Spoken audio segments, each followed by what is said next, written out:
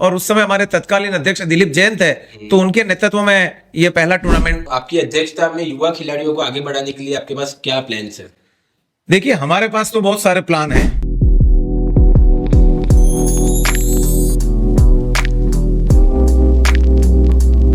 Hello and welcome to my YouTube channel. This is मैं Pavitra Jain back with another video. और दोस्तों, आज मैं जिस पर्सनैलिटी को अपने शो में लेके आया हूँ वो है बड़ी खास। मैं खास इस वजह से कह रहा हूँ क्योंकि ये समाज और धर्म के लिए हमेशा से आगे रहे हैं और हाल ही में जैन समाज के अध्यक्ष भी बने हैं। जी हाँ, मैं बात कर रहा हूँ राजेश जी डेंडू की। तो राजेश अंकल, कैसे हैं आप? बहुत बढ़िया, फर्स्ट क्लास। सबसे पहले आपको कॉन्ग्रेचुलेशंस कि आप अभी अध्यक्ष बने हो जैन समाज के। तो क्या फीलिंग रहती है और क्या मोमेंट था वो आपके लिए? निश्चित रूप से ये बड़ा ग्रेट मोमेंट है और मैं अपने आप को बहुत सम्मानित महसूस करता हूँ कि सकल जैन समाज जो डूंगरपुर में 5000 की संख्या में है, उन्होंने मुझे सेवा करने का अध्यक्ष के रूप में अवसर दिया। और हाल ही में आप अभी अध्यक्ष बने हो, तो कितना टफ रहता है, वर्कलोड कितना रहता है? क्योंकि आप भी एक दुकान वाले हो, आपको भी घर गृहस्थी भी संभालनी है, समाज के भी काम करने हैं, तो आपके लिए कितना वर्कलोड टफ रहता है स्टार्ट में? निश्चित रूप से वर्कलोड तो टफ रहता है, लेकिन दिस इज द मैनेजमेंट। ये एक टाइम मैनेजमेंट का सवाल है और शुरू से मैं ये करता आया हूँ। मैं अपने परिवार को, अपने व्यापार को भी पूरा समय देते हुए उसके बीच में जो समय बचता है मेरे अपने आराम का, वो मैं समाज सेवा को देता हूँ। हाल ही में आप अध्यक्ष बने हो, तो ये अध्यक्ष बनने का क्या प्रोसेस रहता है? वैसे तो क्या है, अध्यक्ष बनने का कोई प्रोसेस नहीं है। काम करने वाली शख्सियत को समाज हमेशा आगे करती है, लेकिन ऐसा है कि लोकतंत्र हर जगह है। हर आदमी की इच्छा होती है समाज सेवा में आगे आने की। तो मेरे साथ भी 2 और समाज जन आगे थे, लेकिन समाज के बीच में समझाइश करके सर्वसम्मति से समाज ने मुझे इस पद के लिए चुना है। जी। और कितनी समाज के आपके अंडर में आती, कितनी समाज आपके अंडर में आती है? डूंगरपुर में सकल जैन समाज के 11 समाजों के 17 भाग हैं। तो 17 ही समाज मिलकर पूरी सकल जैन समाज होती है और मुझे उसका नेतृत्व करने का मौका मिला है। और ये जो नेतृत्व आप कर रहे हो वो कितने सालों तक कर सकते? वैसे तो क्या है कि पहले से 2 साल का इसका कार्यकाल है, लेकिन किन्हीं कारणों से अभी हमने 1-1 साल का कर रखा है। लेकिन देखते हैं आगे जाके ये कार्यकाल 2 साल में भी परिवर्तित हो सकता है पुनः। और अगली बार जो बनेगा वो कौन सी समाज से रहेगा? देखिए, ऐसे एक बार जैन समाज के 2 बड़े भाग हैं, एक श्वेतांबर, एक दिगंबर। और हमारी यहाँ पर एक ऐसी सामंजस्यता है कि हम सबको बराबर मौका देते हैं। तो क्रमशः एक बार दिगंबर जैन समाज से बनता है और एक बार श्वेतांबर जैन समाज से बनता है। चूंकि मैं दिगंबर समाज का प्रतिनिधित्व करता हूं, तो जाहिर है कि अगली बार श्वेतांबर समाज का ही अध्यक्ष बनेगा। और आपके अंडर में कितने फंक्शंस आने वाले हैं अभी अपकमिंग? देखिए, प्रमुख रूप से श्री जैन नवयुग मंडल के महावीर जन्म कल्याणक महोत्सव एक प्रमुख उत्सव है। और दूसरा, पिछले कुछ सालों से, जिसका ये 13वां साल है, कि युवाओं को इकट्ठा करने के लिए जैन प्रीमियर लीग क्रिकेट प्रतियोगिता का आयोजन किया है, जो सकल जैन समाज के ये 2 बहुत बड़े इवेंट हैं। लेकिन बीच में पर्युषण महापर्व भी आते हैं। कभी कभार कोई संत यहाँ पधारते हैं और चतुर्मास के दौरान तो जैन नवयुग मंडल की इसमें विभिन्न समयाकालीन भूमिकाएं रहती है। अब आपकी अध्यक्षता में एक समाज का बड़ा टूर्नामेंट आ रहा है जो कि डूंगरपुर डिस्ट्रिक्ट में काफी मशहूर है, जिसका नाम है JPL जैन प्रीमियर लीग। तो उसकी क्या क्या तैयारियां चल रही है? निश्चित रूप से अभी मैंने बताया कि जैन प्रीमियर लीग क्रिकेट प्रतियोगिता एक बहुत बड़ा टूर्नामेंट है, जिसको IPL के आधार पर आयोजित किया जाता है। और उसमें सकल जैन समाज के खिलाड़ियों की IPL के आधार पर विभिन्न फ्रेंचाइजियों में, जैसे 8 टीमें होती हैं, उसमें उसको भाग देकर उसकी नीलामी की जाती है पॉइंट के आधार पर। तो हमारी टीम है पूरी इसकी, हमारे खेल सचिव हैं, उसके संयोजन सचिव हैं, हमारे महामंत्री हैं, कोषाध्यक्ष हैं, वो सब मिलकर इसकी पूरी तैयारी कर रहे हैं, जो 15 से 22 दिसंबर के मध्य खेला जाना है। और 8 टीमें इसमें खेलती है जैसा कि आपने बताया, और सबकी अलग अलग फ्रेंचाइज रहती है। तो वो फ्रेंचाइज को इकट्ठा करना कितना टफ रहता है आपके लिए? देखिए, शुरू में ये टफ रहता था, लेकिन जैन समाज चूंकि भामाशाहों का ग्रुप माना जाता है, शुरू से भामाशाह है, तो सबका अपना इंटरेस्ट है। तो स्वतः ही 8 की जगह 10 टीमें स्पॉन्सर करने वाले आते हैं। तो हमारे लिए बड़ी तकलीफ है कि हम कौन सी 8 को चुने, लेकिन पहले आओ पहले पाओ के आधार पर हम 8 टीमों का चयन कर लेते हैं। और ये जो टूर्नामेंट है ये कब से शुरू हो गया था? ये टूर्नामेंट का 13वां संस्करण है। 13 साल पूर्व 2010-11 में ये शुरू हुआ था। और ये किसका ये आइडिया था, क्योंकि बहुत ये यूनिक चीज है, क्योंकि ये समाज को एक साथ जोड़ना और ये फंक्शन करवाना ये बहुत टफ रहता है, तो ये किसका था आइडिया? देखिए, जैन समाज में काफी क्रिकेटर हैं, बहुत खेलने वाले, और बाकी के बहुत सारे टूर्नामेंट हमारे यहाँ स्थानीय ग्राउंड में होते थे। तो जैन समाज के कुछ क्रिकेट प्रेमियों ने मिलकर सोचा क्यों ना जैन समाज का एक टूर्नामेंट किया जाए, और उस समय हमारे तत्कालीन अध्यक्ष दिलीप जैन थे, तो उनके नेतृत्व में ये पहला टूर्नामेंट शुरू हुआ। और ये जो नाम इसका रखा गया JPL, जैन प्रीमियर लीग, वो IPL से इंस्पायर्ड था, इंडियन प्रीमियर लीग, या फिर कुछ और सोच थी इसके पीछे? नहीं, निश्चित रूप से IPL से इंस्पायर्ड है। मैंने सुंदर का स्टार्ट में इसका प्रोसेस कुछ डिफरेंट था और हर समाज से एक टीम आती थी। निश्चित रूप से जब से IPL आया है तो उसकी तर्ज पे हमने सामाजिक सामंजस्य बिठाने के लिए इसका स्वरूप चेंज किया। बाकी इसके पूर्व भी लगभग 7 वर्ष से लगातार जैन युवा एकता क्लब के नाम से जैन समाज की क्रिकेट प्रतियोगिता चलती आ रही थी। इसमें विभिन्न समाजों की अलग अलग टीमें आती थी और उनके बीच का टूर्नामेंट होता था। और ये टूर्नामेंट चालू हुआ तब आप स्टार्ट से देख रहे हो इस चीज को, तो पहली बार कौन जीता था ये टूर्नामेंट? देखिए, क्रिकेट मेरी भी रग रग में बसा हुआ है और मैं इसका संस्थापक सदस्य हूं। मैं पहले टूर्नामेंट से लेके आज तक खेल रहा हूं, और जैन समाज का एक भाग बिसाहुमर दिगंबर जैन समाज की टीम इसका पहला टूर्नामेंट, पहला संस्करण जीती थी, जिसका मैं सदस्य था। और आप जब ये बात कर रहे हो, आप तब कितनी टीमें हुआ करती थी? तब भी 8 टीमें हुआ करती थी।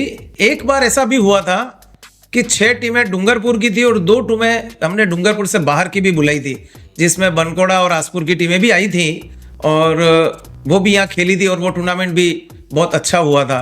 हमारे टीम के हमारे वयोवृद्ध साथी रोशन के दोषी इसके प्रमोटर हुआ करते थे। और ये कौन से साल की बात कर रहे हैं आप? ये आप मान के चलिए सन 95 से शुरू हुआ था। 95। और आपने खेलना कब से शुरू कर दिया था?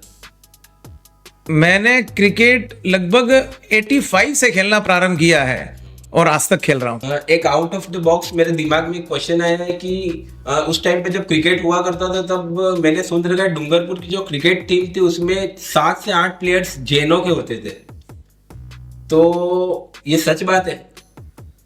हर बार ऐसा नहीं होता था, लेकिन जैन समाज के बहुत प्रसिद्ध क्रिकेटर रहे जिनके डूंगरपुर क्रिकेट में काफी नाम है, जिनकी काफी धाक थी और वो बहुत अच्छा क्रिकेट खेलते थे। हम बहुत सारी बातें JPL की कर रहे हैं, तो आप JPL का डूंगरपुर में क्या स्थान मानते हैं? निश्चित रूप से डूंगरपुर के क्रिकेट कैलेंडर में JPL का एक बहुत महत्वपूर्ण स्थान है। जैसे डूंगरपुर की एक ख्यात टॉनी मेमोरियल प्रतियोगिता होती है, जिसमें काफी अच्छी अच्छी टीमें भाग लेती हैं, जिसमें पूरी समाजों के भाग लेते हैं। हमारी अपनी टीम भी काफी उसमें महावीर क्लब के नाम से खेलती थी, लेकिन JPL सिर्फ जैन समाज का है और इसका स्तर भी कहीं ना कहीं उस टूर्नामेंट के समकक्ष माना जाता है। Day by day, year by year, आपको इतने साल हो गए JPL देखते हुए और खेलते हुए, तो कोई मेमोरेबल मोमेंट है जो आपको आज भी याद आते ही आपको हो जाता है कि यार ये मैच हुआ था, वो था? निश्चित रूप से मेरे को बहुत लंबा अरसा हो गया क्रिकेट खेलते हुए। मैं आपसे बताना चाहूंगा कि जैन युवा एकता क्लब में एक फंसा हुआ मैच हम जीते थे। बहुत बड़ी जिम्मेदारी थी और उसमें मैं क्रीज पे टिका हुआ था, मेरे साथी भी थे, और हमने उस हारे हुए मैच को जीता था। तो मेरे लिए मेमोरेबल मोमेंट ये था कि मेरे टीम के साथियों ने मुझे कंधे पर उठाकर बीच मैदान से स्टेडियम तक ले गए थे। वो मेरे लिए बहुत अविस्मरणीय पल था। और एक दूसरा पल और याद आता है कि जब ये JPL में मैंने टूर्नामेंट का रिकॉर्ड बनाया था। 4 ओवर में मैंने बहुत कम रन देके 6 विकेट हासिल किए थे, जो काफी लंबे समय तक मेरा ये गेंदबाजी का रिकॉर्ड रहा है। आपने कैप्टनसी की कभी JPL में? हाँ, मैं 2 बार कैप्टन भी रहा और आजकल कोच की भूमिका निभाता हूँ। और कभी ट्रॉफी उठाई है?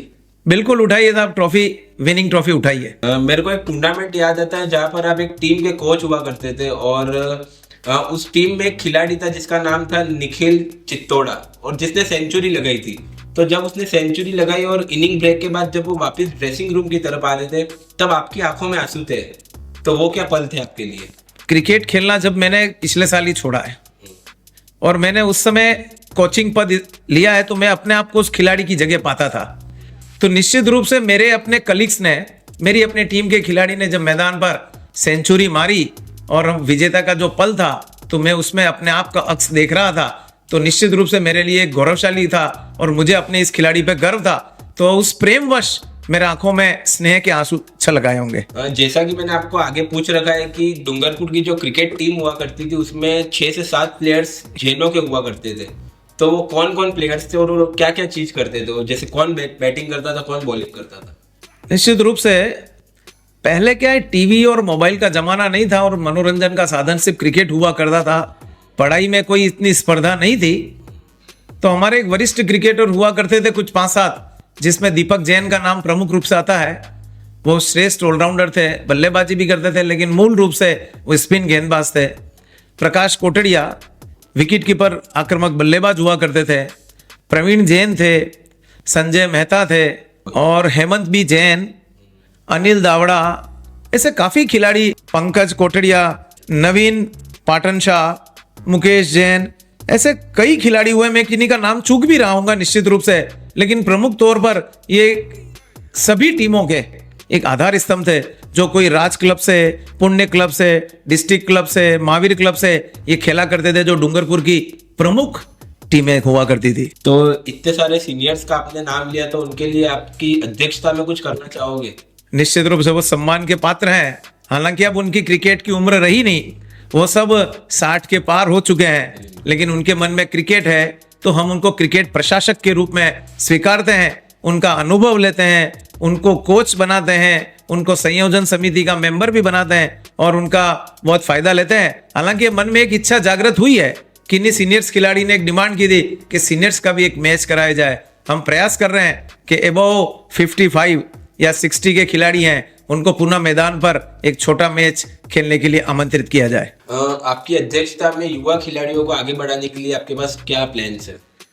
देखिए, हमारे पास तो बहुत सारे प्लान हैं खिलाने के लिए, लेकिन क्या है कि आप प्रमुख तौर से जानते हैं कि जैन समाज एक व्यावसायिक समाज है, जिसके पास समय की बहुत कमी है। जी बिल्कुल। और निश्चित रूप से पेरेंट्स इस तरफ बहुत ज्यादा उत्सुक नहीं रहते हैं, लेकिन फिर भी प्रयास करते हैं कि जो युवा खिलाड़ी खेलना चाहते हैं, हम उनको आगे बढ़ाना चाहते हैं, उनको आगे अच्छी कोचिंग देना चाहते हैं, क्योंकि हमारे पास बहुत अच्छे कोच भी हैं। यदि वो कोई खिलाड़ी आगे बढ़कर इसमें कोई अपना कैरियर इसके अंदर बनाना चाहता है, तो जैन समाज उसका पूरा सहयोग करेगी, पूरा मार्गदर्शन देगी, जरूरत पड़ी तो उसको आर्थिक सहयोग भी देगी। बात तो हो गई जेपीएल की, क्रिकेट की, लेकिन इसके अलावा भी बहुत सारे गेम्स होते हैं, स्पोर्ट्स होते हैं, उसके लिए आपकी क्या सोच है? आज की तारीख में क्रिकेट हमारा राष्ट्रीय खेल बनता जा रहा है। चूंकि हॉकी हमारा राष्ट्रीय गेम है, लेकिन क्रिकेट की लोकप्रियता ने इसको बहुत आगे बढ़ा रखा है, उसमें दूसरे खेल दब से गए। लेकिन फिर भी हमारे पास बैडमिंटन के क्षेत्र में बहुत अच्छी प्रतिभाएं हैं। हम पूर्व में भी बैडमिंटन का एक टूर्नामेंट करवा चुके हैं। अभी प्रयासरत हैं कि इसमें बैडमिंटन का और घरेलू कैरम का प्रतियोगिता कराने के हम प्रयास कर रहे हैं। देखते हैं कि आगे कितनी सफलता मिलती है। जैन धर्म के अनुरूप आप समाज को क्या संदेश देना चाहोगे? देखिए, जैन धर्म के अनुरूप समाज को तो जिस तरह से हम खेल के माध्यम से एक युवाओं को एक होने का संदेश दे रहे हैं, जैन धर्म बड़ा व्यापक धर्म है, उसमें जीव मात्र पे दया का भाव बताया है। तो अहिंसा परमो धर्म के सिद्धांत के अनुरूप हम पूरे जन जन को एक सूत्र में बांधने का संदेश देते हैं, जिसमें आज बहुत बड़ी समस्या की अहंकार की लड़ाई है। लेकिन डूंगरपुर जैन समाज एक बहुत ही ऐसा सुदृढ़ समाज है, जो पिछले 60 सालों से श्री जैन नवयुग मंडल के बैनर तले, एक झंडे के तले एक साथ होकर चलता है। तो ये सारे देश के लिए एक बहुत बड़ा उदाहरण है, और हम ये चाहते हैं कि आगे भी जैन समाज की एकता यूं ही चलती रहे और सारे कार्यक्रम हम बैठकर साथ चलते रहें। पूर्व में आप एक पार्टी के पार्षद रह चुके हैं, तो आप जैन समाज का राजनीति में क्या स्तर देखते हैं? देखिए, मैं पिछले कार्यकाल में पार्षद था और डूंगरपुर की सेवा करने का एक अवसर मिला था। जैन समाज राजनीति में बहुत पीछे है, और क्या उनको अपने व्यावसायिक हितों के रक्षा के लिए निश्चित रूप से राजनीति में आना चाहिए। राजनीति बहुत गंदी चीज है ऐसा माना जाता है। वो इसलिए है कि उसमें अच्छे लोग कभी आते नहीं, और जैन समाज को यदि राजनीति में आना है और राजनीति को स्वच्छ रूप बनाना है, तो निश्चित रूप से जैन समाज को ये राजनीतिक दखल भी देना चाहिए, जिसमें समाज का और राष्ट्र का और देश का भला हो सकेगा। जैन नभिक मंडल को करीब 60 साल हो चुके हैं, तो आप एक अध्यक्ष होने के नाते क्या नया करना चाहेंगे? देखिए, 60 वर्ष पूर्व जब स्थापना हुई थी तब परिस्थितियां कुछ और थी, अभी परिस्थितियां कुछ और है। हर अध्यक्ष ने अपने कार्यकाल में अपनी क्षमता के अनुसार बहुत अच्छे अच्छे कार्य किए हैं, और मैं ये चाहता हूं कि मैं उन ऊंचाइयों को और आगे बढ़ाऊं, क्योंकि आज की परिस्थितियां धर्म के अनुकूल, संस्कृति के विपरीत जा रही है। धर्म के अनुकूल नहीं रही और संस्कृति के विपरीत जा रही है। तो मैं उन समाजजनों को, जिसमें युवा, बच्चे, बच्चियां, महिलाएं और हमारे साथीगण और बुजुर्गों को भी मैं निवेदन करूंगा कि हम जो संस्कृति के विरुद्ध जा रहे हैं या संस्कृति से दूर जा रहे हैं, उनको वापस संस्कृति के निकट लाकर जैन धर्म के मूल स्वरूप की ओर और उसकी आधुनिकता के साथ उसका मेल मिलाप कराने का प्रयास करूंगा, जिससे हमारी जो एक आवश्यक बुराइयां जो पैदा हो गई है तो उनको दूर किया जा सके। मैं ये चाहूंगा कि एक संस्कार शिविर का आयोजन किया जाए, जिसमें विभिन्न तरह के संस्कार दिए जा सकें, जिसमें बच्चों का अलग संस्कार शिविर हो, बच्चियों का अलग हो, नवजवानों का अलग हो और महिलाओं के लिए अलग व्यवस्था की जाए। ऐसे में संस्कार शिविर करने का प्रयास करूंगा। तो ये थे सकल जैन समाज के वर्तमान अध्यक्ष राजेश डी डेंडू, जिन्होंने इनका कीमती समय निकालकर हमें इतनी अच्छी इन्फॉर्मेशन दी। उसके लिए बहुत बहुत धन्यवाद आपको। और भविष्य में कुछ भी आपसे और राय लेनी होगी तो जरूर हम आपको याद करेंगे। और बहुत बहुत धन्यवाद आपको मेरी शो पर आने के लिए। Thank you. सबको सादर जय जिनेंद्र। जय जिनेंद्र।